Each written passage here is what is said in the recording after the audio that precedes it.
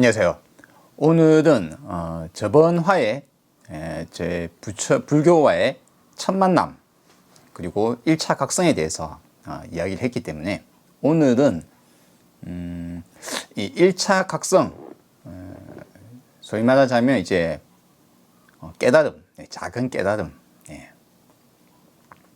이거를 하고 나면 제가 앞전 영상에도 말씀드렸다시피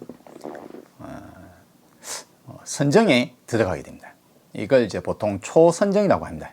선정에는 4단계가 있어요. 이건 이제 뭐 불교의 뭐 전통적인 일종의 뭐 분류법 정도로 보시면 되겠습니다. 단계를 좀 나눠놨어요. 이제 선정의 최종 단계인 사선정을 보통 이제 삼매에 든다라고 이야기를 합니다. 사마띠, 삼매. 자, 사마띠와 삼매에 대해서는 제가 올린 영상 중에 부채되기 영상의 7편과 8편이 이 사마띠와 관련된 내용입니다. 그래서 요거는 참조하시기 바랍니다.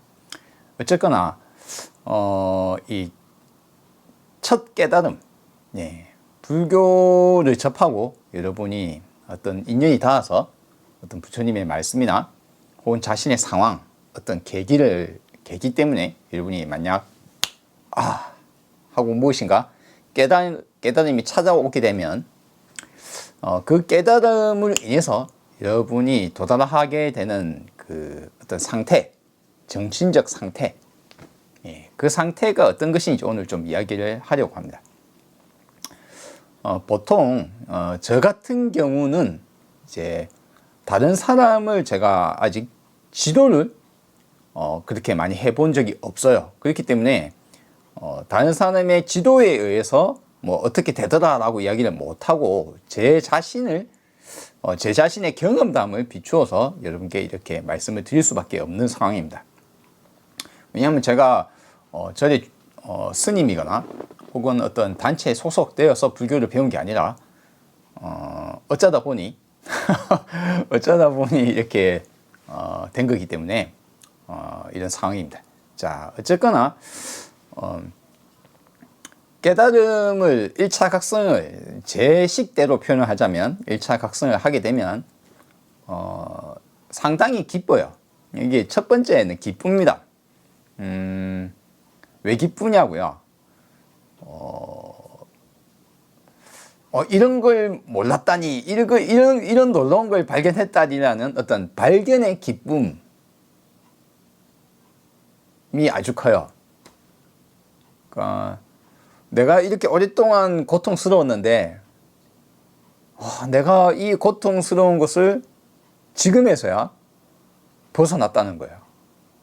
그러니까 벗어남으로 인해서의 해방된 기쁨, 구속된 상태에서의 벗어났을 때의 기쁨, 또 어떤 진리를 발견했을 때의 기쁨, 이런 것들이 마구 섞여 있습니다. 그래서 이것을 한마디로 표현하자면 보통 불교에서는 희라고 합니다. 기쁠 희자.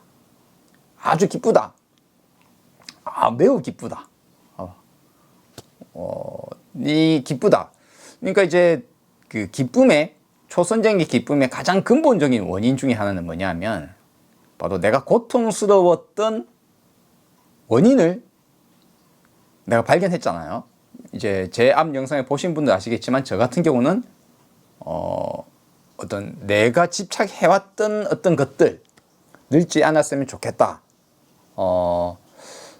헤어지지 않았으면 좋겠다, 집이 가난하지 않았으면 좋겠다, 등등 다양한 내가 집착해왔던 것들이 이 집착 때문에 내가 고통스러웠구나,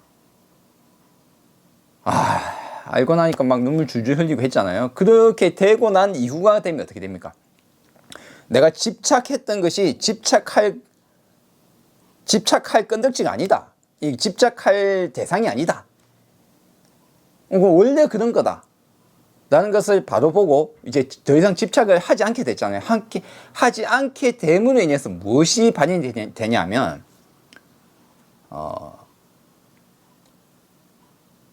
번뇌가 일단 좀 사라져요. 첫째, 내가 방금 전까지 이걸 깨닫기 전까지만 해도 감정적으로 아주 우울하고 고통스럽고 내 세상에 내만 고통스럽고 세상에 내가 가장 고통스럽고 이런 생각에 빠져 살았어요. 근데 깨닫고 나니까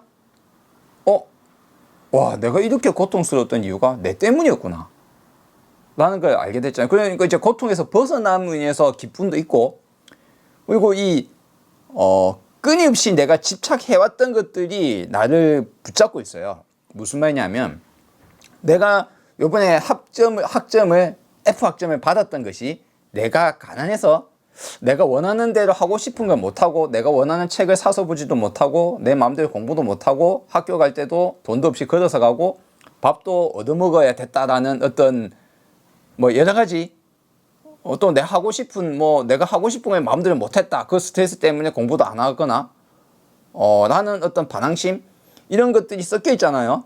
근데 그 속에는 이 집착이 있었잖아요. 번뇌와 집착이 있었는데, 이 번뇌와 집착 두 가지가 같이 잠시 사라졌어요. 이게 이제 제가 완전히 사라졌다고 표현을 안 하는 것은 뭐냐면, 사람마다 다르겠지만 저 같은 경우는 1차 각성에서 완전히 부처가 될 수 없었기 때문에 완전한 부처가 되지 않는 이상은 남아있어요. 남아있습니다. 그래서 어쨌거나 이런 집착과 번뇌가 가장 큰 덩치들, 그러니까 내가 생각했던, 내가 그동안 내 인생을 살면서 내가 가장 고통스러워하게 만드는 어떤 집착된 대상들을 이게 집착할 게 아니었구나, 내가 이게 집착 때문에 고통스럽구나 라는 걸 알게 됨으로 인해서 집착을 안 하게 되니까 마음이 잠시 너무 편안해지는 거야. 이제 너무 편안해지고, 그리고 그로 인해서 머리가 굉장히 맑아집니다. 왜 맑아질까요? 내가 집착했던 것이 집착할 필요가 없으니까, 집착을 안 하게 되니까 이제 뇌의 한 부분이 깨어나게 됩니다. 이게 그냥 뇌에서 다양하게 감정적 소모, 고통, 번뇌, 집착하고자 하는 거, 나는 이렇게 하고 싶은데, 나는 가난하지 않고 싶은데 가난한 상황이 끊임없이 나를, 내 정신적 힘을, 에너지를 소모하고 있는 거예요. 나는 늙지 않기를 바라는데 늙어가고 있다는 사실이 나를, 내 뇌의 에너지를 소모하고 있는 겁니다. 이런 집착과 고통, 이런 것들이 내 안에서 끊임없이 내가 원튼 원치 않든 간에 이게 작동을 하면서 생각이 계속 일어나거든요. 이걸 이제 잡념, 번뇌, 저는 이제 이야기하기를 뇌의 속삭임 이렇게 표현도 합니다. 욕망, 잡념, 집착 등등이 끊임없이 뇌의 에너지를 소모하다가 이게 멈췄잖아요. 잠시 죽었어요. 잠시 떨어져 나왔어요. 그렇게 되면서 어떻게 됩니까? 내가 에너지가 남아 돌아요.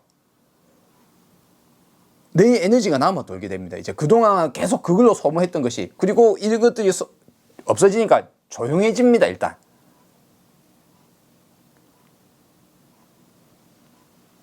이 상황을 표현을 하자면 이렇게 표현합니다. 사람마다 다르겠지만 저는 이렇게 표현할게요. 마치 처음 본 나무 같아요. 매일 우리 집 앞을 지나갈 때 보던 그 버스 정류소에 내려서 봤던 나무가 서 있는데, 가로수가 서 있는데, 그 가로수가 마치 오늘 처음으로 본 듯한 가로수 같은 느낌이 나는 거예요. 나뭇가지 하나 뻗어 있는 모습과 이파리 하나가 나 있는 모습조차도 아름다워요. 나무 기둥에 껍질이 이렇게, 나무 껍질이 튀어나오거나 이렇게 갈라지거나 한 모습조차도 아름답게 보여요. 세상 만사가 전부 다 아름답게 보입니다. 반짝반짝반짝하고 마치 새로 태어난 느낌이에요. 주변의 모든 것이 아름답고, 방금 전에 지옥에 있었는데 그 다음 날 갑자기 눈을 뜨고 이제 그 한밤중에 깨달음 먹고 나서 그 다음날 이제 하루를 살아가는데 그 하루가 그 순간순간이 아니 뭔 세상이 이렇게 아름답냐 이거예요. 산책을 나갔는데 바닥에 돌덩이도 아름답고 바위도 아름답고 바람도 부는 게 너무 시원하고 겨울에 추운데 바람에 볼에 스치는 느낌조차도 너무 기분이 좋고 그래요. 이런 어떤 그 느낌 이게 왜 그렇느냐?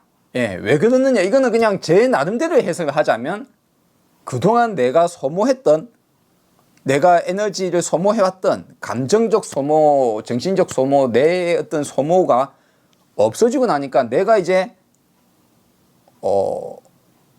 나머지 다른 곳에 에너지를 쓸 수 있는 거예요. 내가 그동안 받아보지 못했던 나무의 모습을 왜냐하면 내 생각이 가득 차 있으면 내가 고통스러우면 나무가 아름답든 말든 관심도 없어요. 바람이 불든 말든 햇살이 구름이 이쁘든 안 이쁘든 그게 별 와닿지가 않아요. 왜냐면 나는 고통스러우니까요. 고통스럽고 에너지가 내 안으로 침몰되는 순간 밖으로 눈이 가지 않습니다. 사람은. 그러니까 내 주변 사람이 고통스러워해도 어머니가 고통스러웠거나 동생이 고통스럽거나 아버지가 고통스럽거나 친구가 고통스러워도 내 고통에 빠져 있으면 다른 사람이 눈에 들어오지 않아요.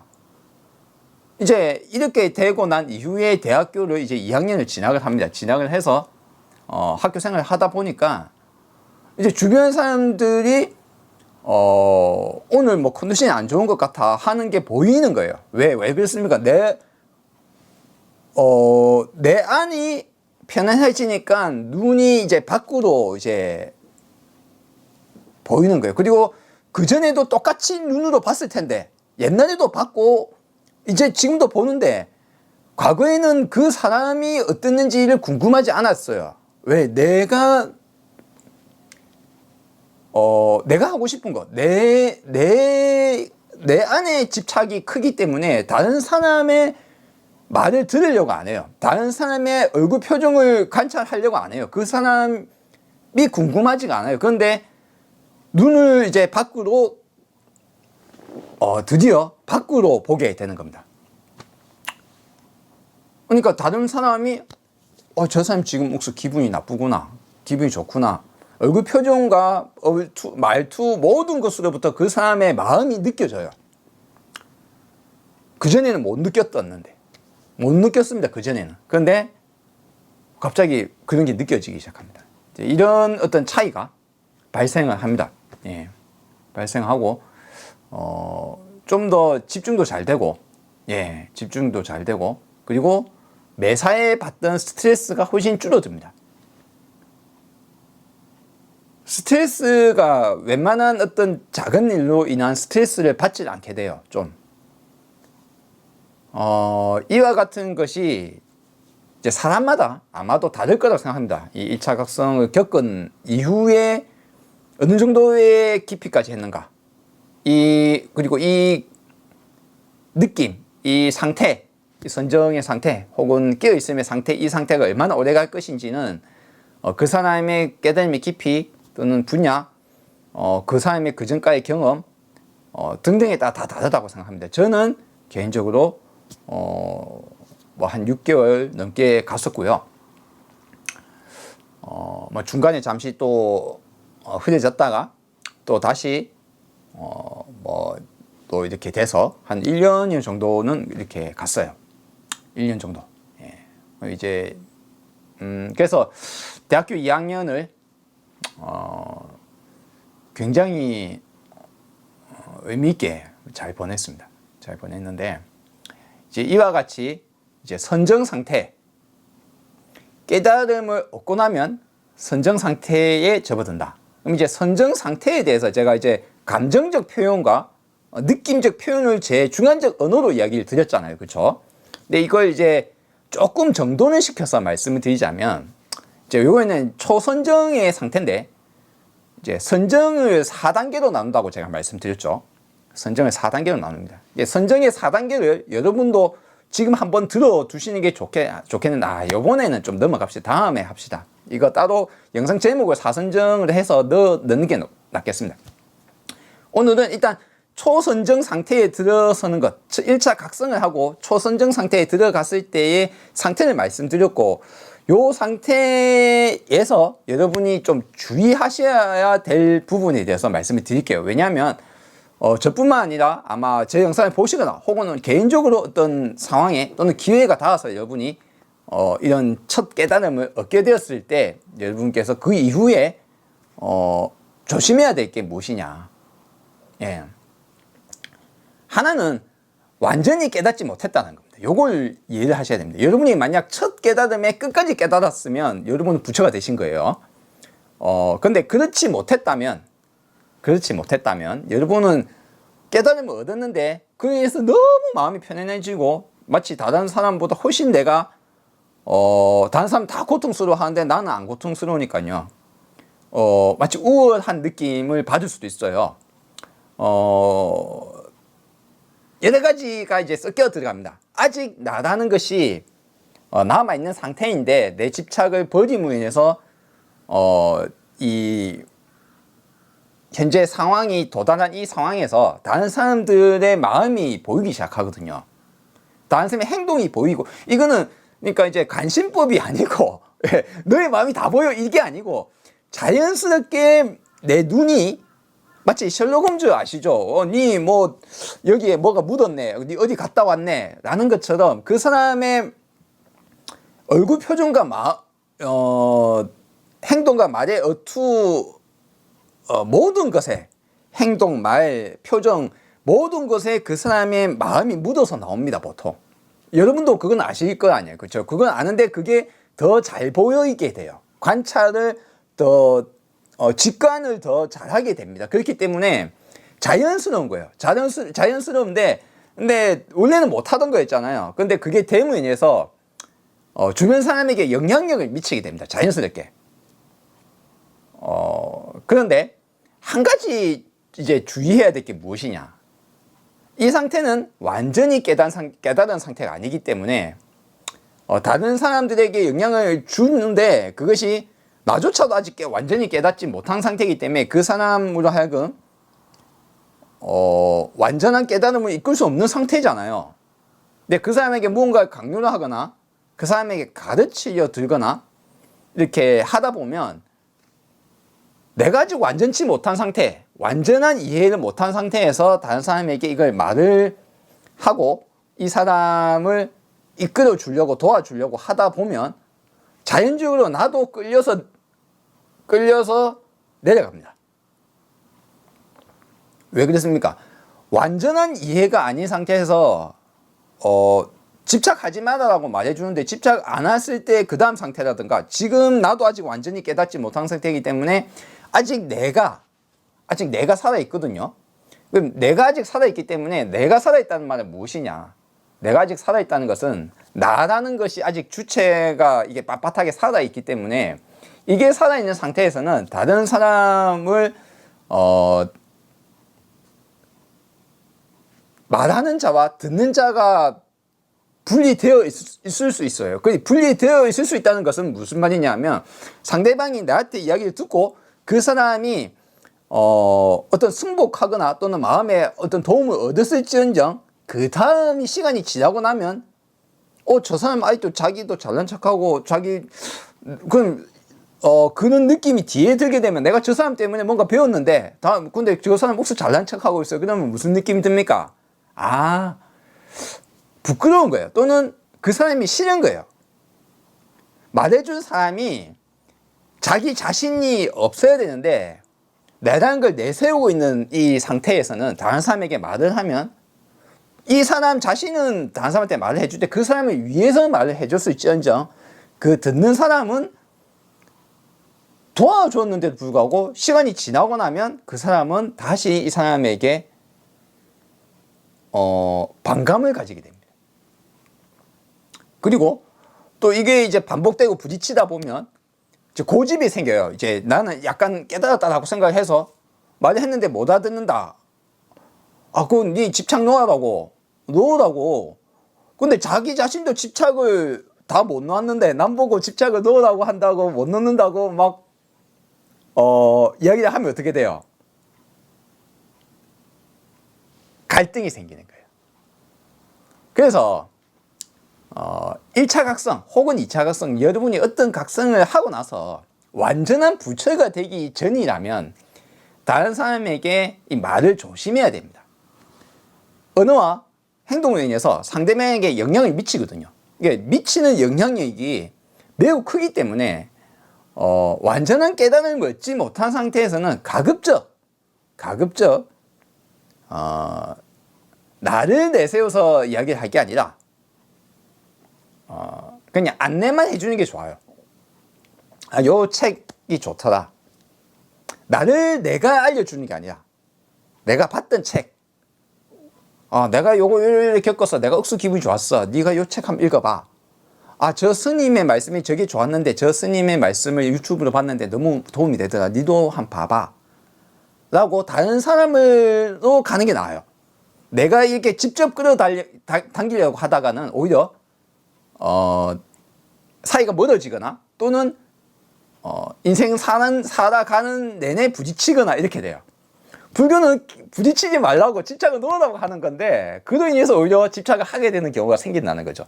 그래서 1차 각성을 하고 나서 여러분이 초선정을 겪고 어떤 깨달음을 어느 정도 얻었다 손 치더라도 여러분이 완전한 깨달음을 얻은 부처가 되지 않은 상황에서는 여러분이 주변 사람에게 피해를 끼치는 게 아닌가라는 것을 한 가지 의심해야 돼요. 그러니까 다른 사람이 내 때문에 괴로워한다. 그러면 여러분이 뭔가 잘못하고 있는 겁니다. 여러분이 그거를 조심해야 돼요. 아주. 그리고 이 초선정 상태에서부터 이제 공부를 많이 하셔야 돼요. 불교 공부도 많이 하시고 책도 많이 읽으시고 이 시점에서 읽으시는 철학이나 또는 종교 관련된 책 서적을 보시면 여러분이 아주 흡수가 굉장히 빠릅니다. 그 상태에서는 공부를 하는 쪽쪽 그냥 막 흡수가 엄청 빨라요. 그러니까 여러분들이 이 시기에 각종 동서양 철학책, 또는 종교 관련된 책, 유교, 불교, 도교, 시작해서 힌두이즘, 시작해서 뭐든지 좋아요. 기독교, 성경, 책들을 가리지 말고 마구 보셔도 좋아요. 물론 가장 중요한 거 사실 제일 좋은 거는 불교의 부처님이 가신 핵심을 보는 게 더 중요합니다. 이게 중요해요. 이거 때문에 저는 이걸 중심을 이끌어줄 분을 못 만나서 저는 몇십 년을 돌고 돌아서 이렇게 왔는데 여러분께 말씀드린 거는 중심을 잡고 가시면서 이 격까지 다른 것들을 많은 공부를 하실 수 있는 좋은 시기예요. 이 시기에서 한 달 동안 읽는 책은 여러분이 다른 어떤 이 초선정 상태, 이 깨달음을 얻은 이 느낌의 상태에서가 아닌 상태에서 책을 볼 때랑은 읽는 속도에 10배 넘게 차이 납니다. 이해력의 차이가 엄청납니다. 그래서 저는 추천드리기를 많은 책을 읽어보시라. 네, 읽어보시는 게 추천드리고, 그리고 제가 제 부처되기 영상에서 말씀드린 선정을 하셔야 돼요. 멈추기 수련, 예, 사마띠, 예, 삼매 수련, 예, 이 수련을 하시는 게 아주 중요합니다. 깨닫고 나면 선정이 들어가고 깨닫는데 가장 도움이 되는 것이 선정이 들어가는 거예요. 이게 이제 물론 영향을 서로 주고받습니다. 주고받는데 아직 완전한 깨달음을 얻기 전에는 흔들리거든요. 흔들리고 아직 내가 살아있단 말이에요. 그래서 이제 흔들리다가도 선정을 호흡 수련을 하셔가지고 딱 들어가시면 다시 원래 느낌을 살리실 수 있을 겁니다. 그래서 중심을 흐트러지지 않고 수련을 해 나가실 수 있어요. 그러니까 여러분, 만약 여러분이 1차 각성을 하셨다면 선정 수행을 해야 된다. 그게 참선이 되었던 제가 알려드릴 수 있는 제가 부채대기 7, 8편에서 이야기하는 멈추기 훈련. 예, 이 멈추기 훈련을 하시거나 어쨌거나 어떤 그 마음을 선정 상태에 두는 것을 꼭 하시기를 바랍니다. 요거 하루에 10분도 좋고 5분도 좋습니다. 30분도 좋고 하시는 게 좋아요. 요거 하시면서 다른 걸 같이 하세요. 공부를 하시고 하시면 굉장히 좋습니다. 자, 그래서 오늘은 이제 초선정 또는 1차 각성을 하고 나면 어떤 상태가 되는가? 예, 어떤 상태가 되는가? 그리고 이 상태에서 유념해야 될 것이 무엇인가? 그리고 이 상태에서 이제 요거 하면 좋은 거, 예, 하면 좋은 거, 예, 교리 공부를 하시고 종교 철학 뭐 이런 것들 많이 보셔도 도움 되시고, 그 다음에 선정 상태에 드는 것을 호흡 훈련. 제가 알려드리는 것은 호흡 훈련이에요. 제가 굳이 제 방법이 아니어도 괜찮아요. 뭐 남방불교 쪽으로 하자면 위파사나 호흡 훈련도 좋습니다. 수행도 괜찮고요. 국내에는 뭐 참선도 괜찮아요. 어쨌거나 이 불교식 수련법은 많이 알려져 있기 때문에 여러분 조금만 유튜브나 뭐 또는 인터넷으로 검색을 해보시면 많이 안내가 나오기 때문에 수련법만 찾아서 한번 좀 자신에게 맞는 것을 한번 해보시는 거, 요거 아주 좋습니다. 자, 아마 다음 영상에서는 이제 사선정에 대해서 이제 한번 소개를 드리겠습니다. 왜 사선정을 왜 소개를 드리느냐? 제가 사실 사선정을 모르고 여태껏 살았거든요. 그러니까 저는 제 개인적인 이 깨달음, 뭐 개인적으로 대우각성이라고 생각하는 이 깨달음 얻는 그 순간 심지어는 얻고 나서도 사선정이라는 걸 몰랐어요. 참 무식하게 살았죠, 그렇죠? 그래서 이제 불교 공부를 잘 몰라서 오히려 자기의 상태를 모르는 상황이 벌어지는 거예요. 그러니까 알게 되면 도움이 되거든요. 그래서 요거를 바로 다음 영상에서 할지 모르겠는데 이렇게 여러분께 말씀을 드리도록 하겠습니다. 자, 오늘도 영상 보아주셔서 감사합니다.